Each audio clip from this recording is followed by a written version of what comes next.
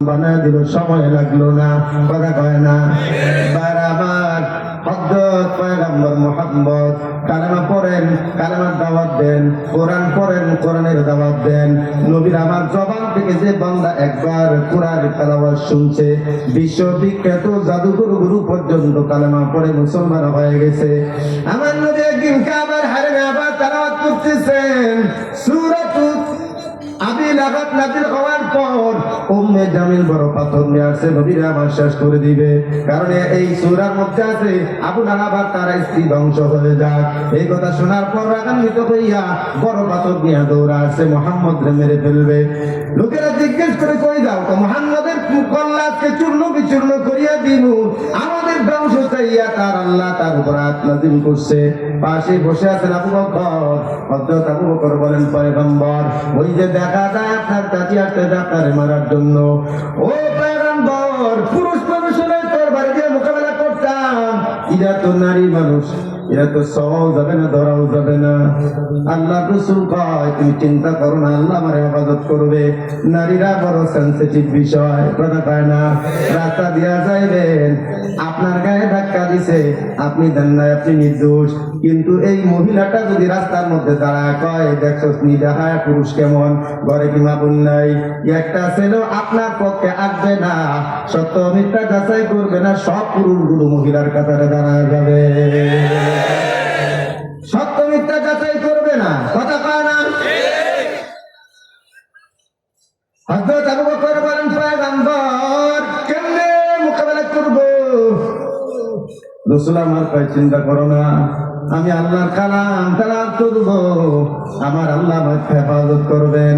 এবার উম্মে জামিল নবীর সামনে দাঁড়ায় দাঁড়ায় হযরত আবু বকরকে প্রশ্ন করেন, ও আবু বকর, মুহাম্মদ কই গেল? পালায় গেল নাকি?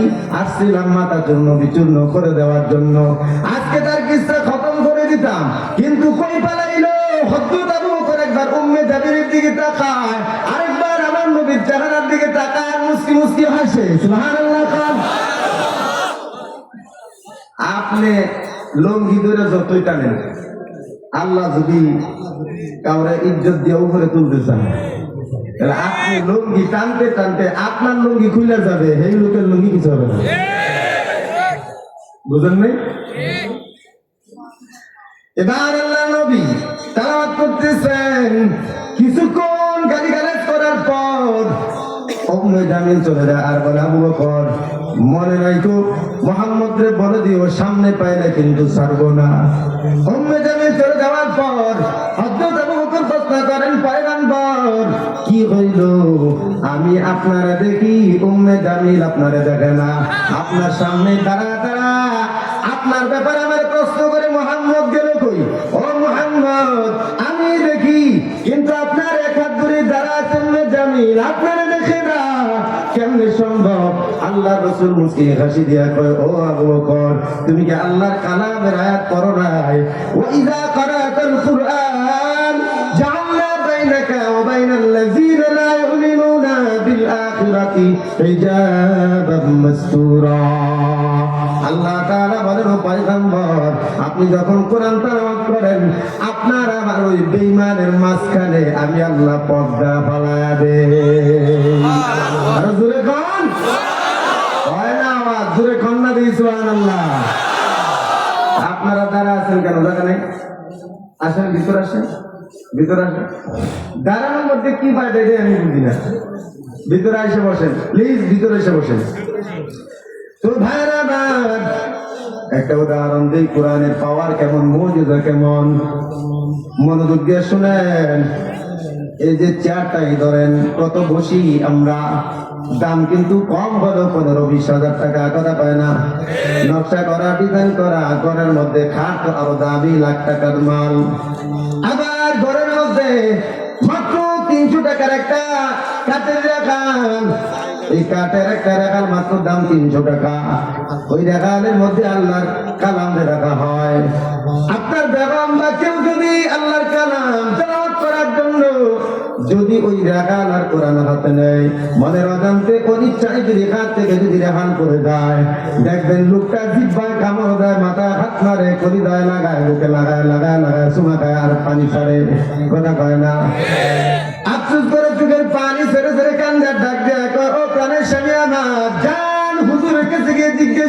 করেন, আল্লাহর কালামের জাহাজ জমির পড়ে গেল, বেয়াদবি হয়ে গেছে, কি করলে মাফ হবে?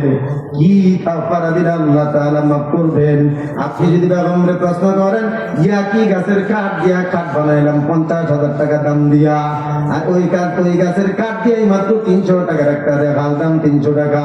ও বেগম, এত নষ্ট করো ডিজাইনের কাঠ, এত দামি কাঠ, এত লাঠি লাগে, বেদা লাগে, কত কিছু হয়, কোনোদিন তো সালাম করলি না, একদিনও তো আফসোস করলি না, দুঃখ করলি না।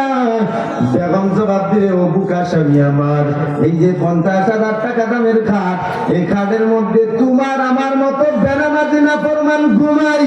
কথা কম ঠিক না? আর জোরে বলেন ঠিক না? তোমার মতো আমার মতো না ফরমান গুনাহগার বেনামাজি মৃত্যু ঘুমাই। এজন্য এটার কোনো দাম নাই, কিন্তু আল্লাহর কালামের দেখালের দাম 300 টাকা। মরা কাঠ হলেও ওটার সাথে আল্লাহ তাআলার কালামের ছোঁয়া লাগছে। আল্লাহর কালামের সাথে থাকার কারণে মরা কাঠের 300 টাকার রেহালটার দাম কালামের সমান হয়ে গেছে।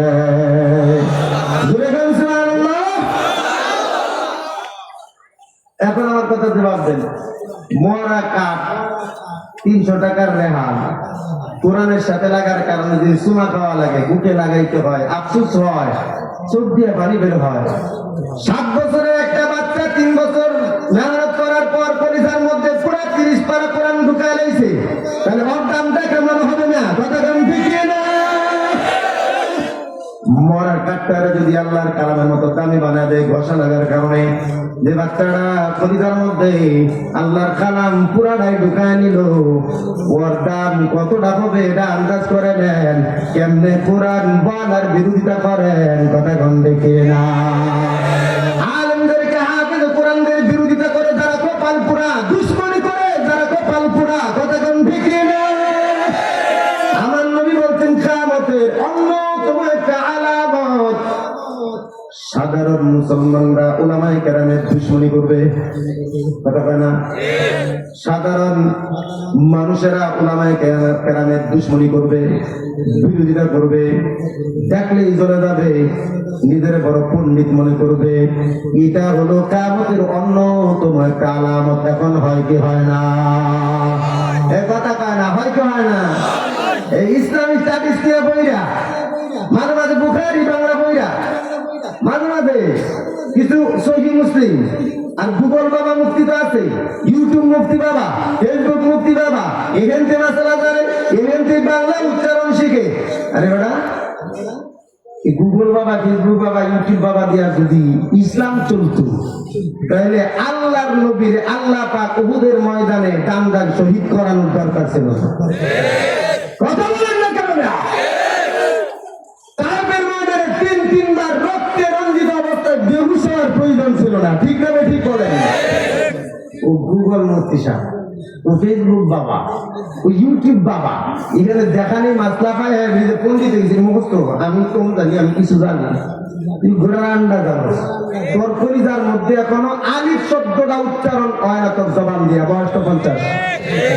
কথা বল না কেন? 50 বছর কাটাইছ জিন্দেগির, এখন আলিফ শব্দটা উচ্চারণ করতে পারিস না? লজ্জা করে না?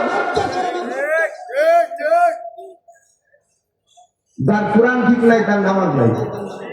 এই কথা বল। যার কোরআন ঠিক নাই তার নামাজ নাই, তার আর কি বুতো দেবে? তখন রাসূল বলেন, ইন্নাল্লাযী লাইসা ফী জাওফিহি শাইউম মিনাল কুরআনি কাল বাইতিল খারিব। রাসূল বলেন, যে পেটের মধ্যে আল্লাহর কালামের কোনো হরফ থাকে না, ওটা শূন্য ঘর। কি ঘর? কথা কল, কি ঘর? ওটা শূন্য ঘর। আর শূন্য ঘরে ভূত প্রেতের বাসা থাকে। শূন্য ঘরে কিসের বাসা থাকে? আপনারা তো বাড়ি ভাড়া দেন, বাড়ি ভাড়া দেন না? তো বাড়ি যে ভাড়া দেন, মনে করেন 6 মাস 1 বছর ধরে এই বাড়ি ভাড়া দেন নাই, তালা মারা ছিল, এখন অথবা খোলাই ছিল, লাইটও জ্বালাইছে না, মানুষ আসা যাওয়া করে নাই, টোটাল 1 বছর বন্ধ। যদি আরো লম্বা হয় তাহলে তো আরো সমস্যা। মানে অল্প সময় দিয়ে বুঝালেন, 1 বছর 2 বছর 5 বছর পর্যন্ত বন্ধ, লাইটিং মাইটিং কিছু নেই, কেউ ঢুকছে না। হঠাৎ করে যে একটা ভাড়াটিয়ার এখন আপনি এটা থাকবেন, যাই বলুন কি কইব? হুজুর আল্লাহ আল্লাহ বাঁচা, হুজুর এটা ভূতের ঘর হয়ে গেছে, এই নয় ঢুকতাম না জীবন। কথা কয় না?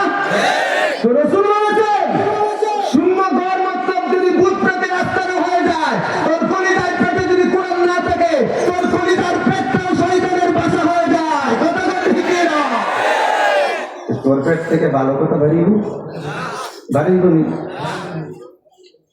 তো কোরআনের বিরোধিতা করবো না কি করবো?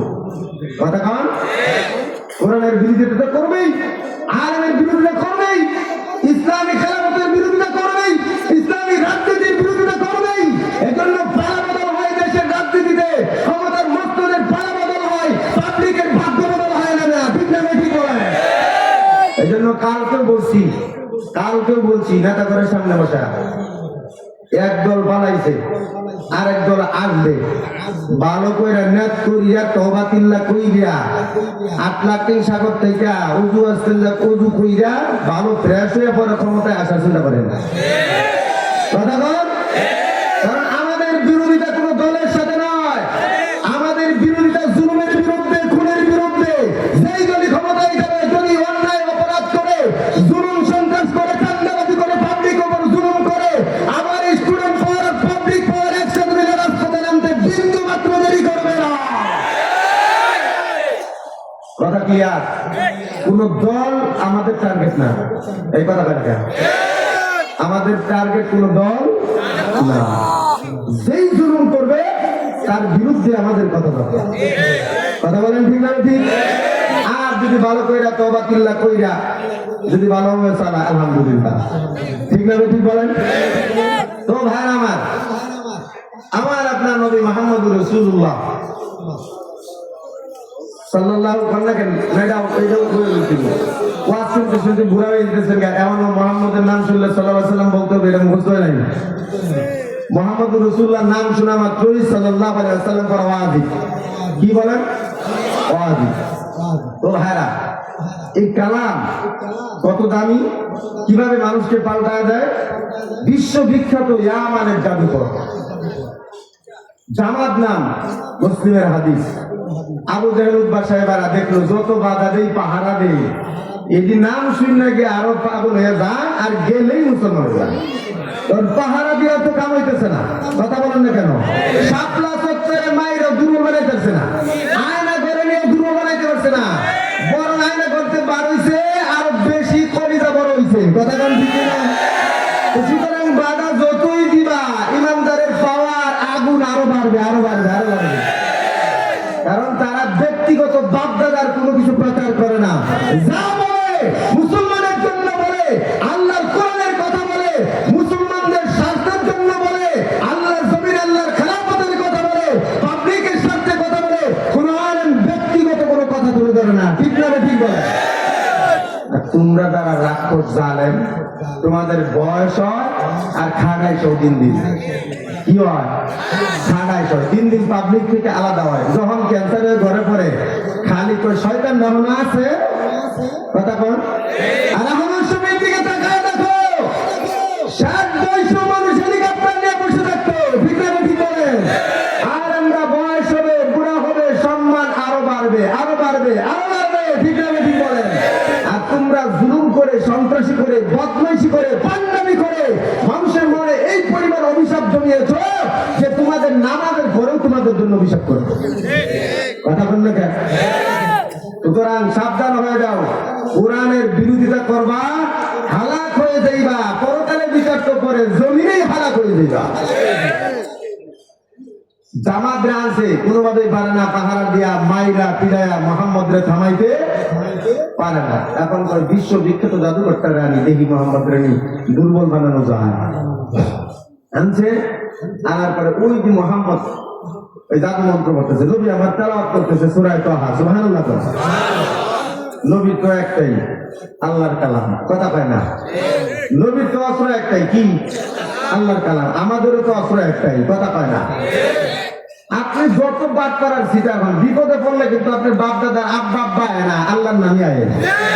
কথা কন, বিপদে পড়লে সবার আগে কার নাম আয়? আল্লাহর নাম আয়, যদি ইমানওয়ালা হয়। ঠিক না ঠিক বলে? তো এই জামাতের মধ্যে ওই যে মোহাম্মদ জাদু মন্ত্র করতেছে, তুমি যদি তারে পরাজিত করতে পারো, তুমি যা চাইবা তাই দিবা। তো জামাত খুব ভাব লয়ে বলতেছে, কল কি মোহাম্মদ যদি সত্যি জাদুকর হইতে হয়, তাহলে কসম করে বলতে পারি 5 মিনিটের মধ্যে শোয়া না। কারণ এই পর্যন্ত আমার সামনে কেউ টিকতে পারে না। কিন্তু নবী কি আমার জাদুকর?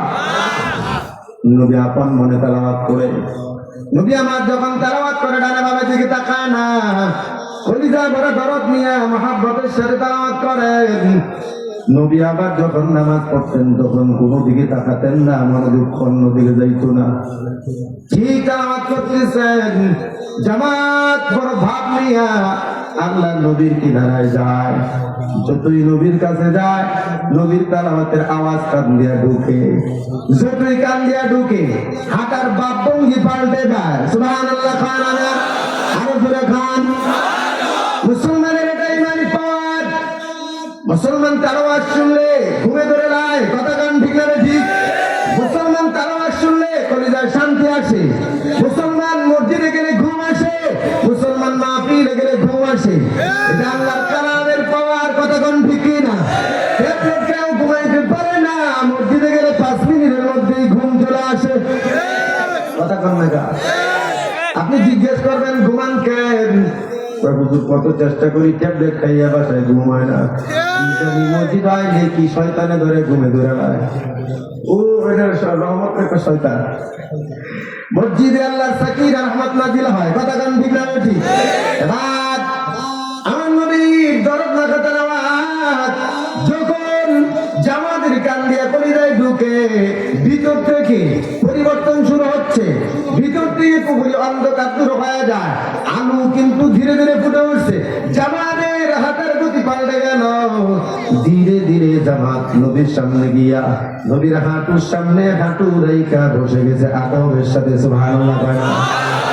দেখ একটা বেঈমান, জাদুকর মুশরিক কালামের তেলাওয়াতের আওয়াজ আদব বলা বানায় দিয়েছে, সামনে গিয়ে ছাত্রের মতো বসে গেছে। সুবহানাল্লাহ। আর তুই কি রঙের মুসলমান আরবের সাথে বেয়াদবি করস, কথা কোন ঠিক না ঠিক? মুশরিক তারপরে কালামের তেলাওয়াতের আওয়াজে এমন আদব বলা বানাইছে, নামাজের সুন্নতে নবীর সামনে বসে গেছে। চিল্লায় কোন সুবহানাল্লাহ। আমার নবী তেলাওয়াত শুনতেছে, চোখ দিয়ে টপ টপ করে পানি পড়তেছে, শরীর কাঁপতেছে। দীর্ঘক্ষণ পর আল্লাহ রাসূল যখন ঢুকলেন, সামনে কেউ বসে আছে। আমার নবী তেলাওয়াত বন্ধ করার পর ডাক দিয়ে কয়, তুমি কে? জামান ডাক দিয়ে কয়, মুহাম্মদ, আপনি আমার চিনবেন না? আমি সেই ইয়ামান থেকে আসছি, আমি বিশ্ববিখ্যাত জাদুঘর। কেন আসছো আমার কাছে? কি সব ঘটনা তুলে বললো। একটা কথা বললো, মুহাম্মদ, আপনার বিরোধিতার মধ্যে হাজার হাজার মুশরিক লেগে আছে। মক্কার বড় বড় লিডাররা জড়িত, ভুল মেসেজ দিয়া পাবলিকরা আপনার থেকে দূরে সরাইতে চায়। আমাদের বিরুদ্ধে হাজার হাজার নয় লাখ লাখ আছে, কথা কোন ঠিক না ঠিক? আমাদের বিরুদ্ধে একজন দুইজন নয়, হাজার হাজার আছে। তারপরে আমরা পরোয়া করি না, কারণ একজন আমরা ভয় করি, একজন আমাদের মালিক, কথা কোন ঠিক না? মুহাম্মদের বিরোধিতা একজন দুইজন নয়, গোটা দুনিয়া বিরোধিতা করছে। পাথর মেরে আহত বানায় আইছে, সবাই বিরোধিতা করছে, পাহারাদানি করছে, রাস্তায় রাস্তায় মারছে, জায়গায় জায়গায় অপমান করছে, জায়গায় জায়গায় গালাগাল করছে। ওই মুহাম্মদের মান সম্মান তো কমলো না, কথা কোন ঠিক না? আমরাও কোনো ভয় করি না। আমি যদি হকের ওপর থাকি, আমি জবান বন্ধ রাখবো। আমার কথাগুলো আল্লাহ অন্য কাউরে দিয়ে বলাবে, নয়তো আল্লাহ তাআলা তোর বিচার আল্লাহ নিজাতে করবে, আমার জবান খোলা লাগবে না। মোহাম্মদ কি পাল্টা গালি দিছে? কোনদিন পাল্টা গালি দেয় নাই, কোনদিন পাল্টা থাপ্পড় দেয় নাই, কোনদিন পাল্টা চোখে রাঙায় নাই, কথা কোন ঠিক না? এবার জামাত কয়, আপনার এই বিরোধিতার কারণে আমি যেটা মনে করি আপনার ইসলাম আরো বেশি প্রচার হইতেছে। সুবহানাল্লাহ। এবার জামাত ডাক দেয়, মুহাম্মদ, পাগল হয়ে গেছি আমি। কি শুনাইলেন? ইরাক কলিজায় ঢোকার পর তুফান শুরু হয়ে গেছে। আমার নবী কয়, তুমি বিশ্ববিখ্যাত জাদুঘর, তাহলে জাদু মন্ত্র তোমার সব জানার কথা। এবার বলো, আমি যে তেলাওয়াত করলাম এটা কি আসলে কোনো জাদু মন্ত্রের সাথে মিলে নাকি? এবার আমার ডাক দেয়া কয়, মুহাম্মদ, আল্লাহর জাতের কসম, আমার জানা মতে কোন জাদু মন্ত্র আমার জানার বাইরে নাই, কিন্তু আপনি যারা তেলাওয়াত করলেন এটা দুনিয়ার কোন জাদু মন্ত্রের সাথে মিলে না। নিশ্চিত আমি গ্যারান্টি দিতে পারি এটা ওই আসমানের আল্লাহর কালাম। কিল্লা কোন সুবহানাল্লাহ। জামাত ডাকে, মুহাম্মদ, জলদি করিয়া আমাকে কালেমা পড়া মুসলমান বানা দেন।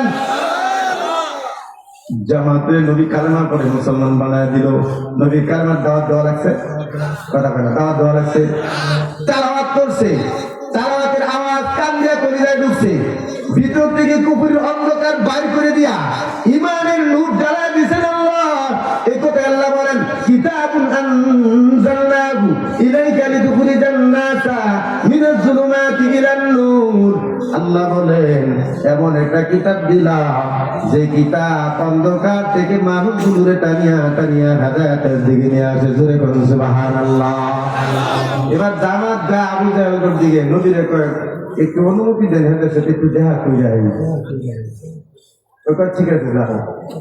জামাতে যাইতেছে, আগের হাঁটার বাপ ভঙ্গি আর এখনকার বাপ ভঙ্গি ঠিক আছে না পরিবর্তন হয়েছে?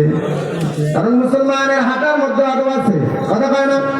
মুসলমানের হাঁটার মধ্যে আদব আছে, সুন্নত আছে। মুসলমানের কথা বলার মধ্যে আদব আছে, সুন্নত আছে, কথা কন ঠিক না? এবার জামাত ধীরে ধীরে আবু জাহেলের দিকে যায়। আবু জাহেলের কাছে গিয়া যখন দাঁড়াইছে, আবু জাহেল কয়, বলা লাগতো না, তোমার বাপ দিকে বুঝা রেখে তুমি যে মোহাম্মদকে সাহিরে গেছে। সুবহানাল্লাহ বলতেন না? এবার জামাত ডাক ডাক, ও আবু জাহেল, আবু লাহাব, তোমাদের মতো বুকা, তোমাদের মতো আহমদ দুনিয়ার বুকে আর কেউ নাই। কই কেন? একটা কারণ, তোমাদের হাতের কাছে হীরার টুকরা, পরশ পাথর, যার ছোঁয়ায় গেলে জানোয়ার গুলো পর্যন্ত মানুষ হয়ে যায়। আমার মতো একজন অমানুষকে মুহাম্মদের কালামের তেলাওয়াত আমার কুফরি দূর কইরা আমারে মানুষের মতো মানুষ বানায় দিয়েছে। জোরে বলুন সুবহানাল্লাহ। ও আবু জাহেল, তোমাদের একটু দাওয়াত দেই, তোমরা মুহাম্মদের কালেমা পড়ে তার বেলা আসিয়া যাও। সুবহানাল্লাহ। কোরআনের পক্ষে থাকবেন সবাই? আরো আরো পুরাটা অর্ধেক তুলেন কে, মানে অর্ধেক থাকবেন। লারা দেন তাকবীর হইব আকাশ বাতাস কাঁপায়া দিয়া, পারবেন নি? আরে মুখের গুন্ডা খুলে মুখ দিয়ে বান্ধা থাকলে কেমন নাই তাকবীর? হ্যাঁ, রেডি?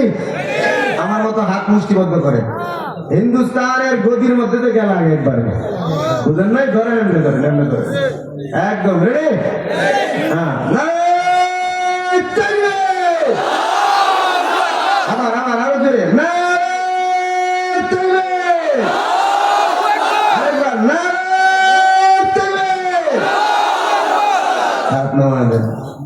তো যদি কোরআনের সাথে থাকি, খালি মুখে মুখে থাকলে হবে? কথা কয় না নাকি? অর্থ দিয়া, শ্রম দিয়া, পরামর্শ দিয়া, সব দিয়া থাকতে হবে, কথা কয় না? সবকিছু দিয়ে থাকতে হবে না? তো এই জন্য ভাই, এই যে মসজিদ মাদ্রাসা, এটা আমাদের সম্পদ।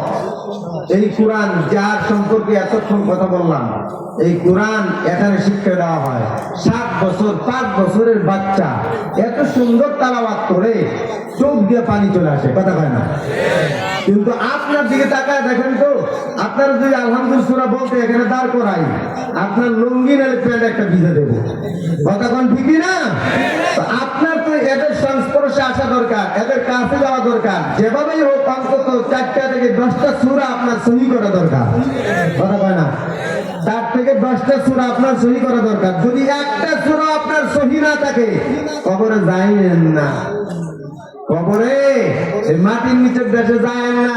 10টা সূরা রেডি করার আগে, নামাজ শুদ্ধ করার আগে মাটির নিচে যায় না। এজন্য ভাই, এই মসজিদ মাদ্রাসা, এটার জন্য আমাদের কিছু অর্থ আমাদেরকে সহায়তা করা দরকার। কি বলেন? রাজি আছেন না? এটা হাদিস শুনেন, একটু মনোযোগ দিয়ে শুনেন। মসজিদে নববী,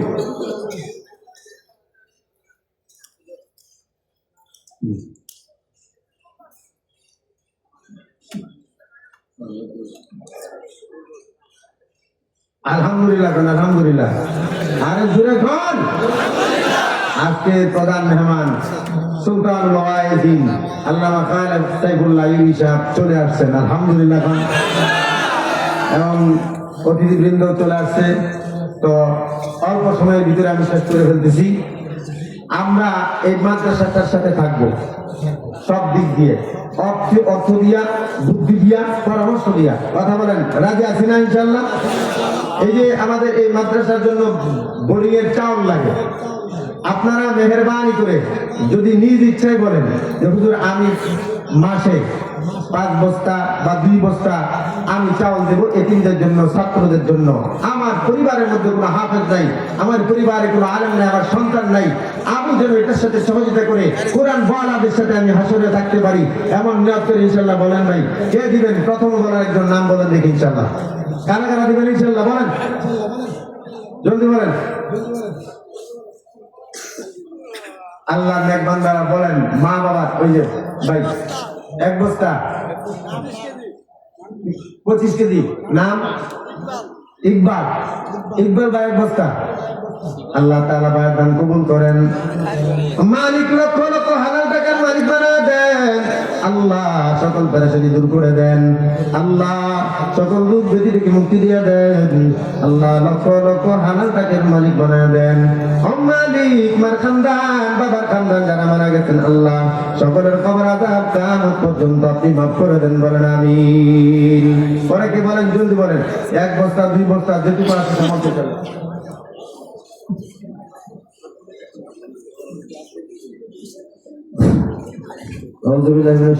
বিসমিল্লাহির রহমানির রহিম। সম্মানিত সুধী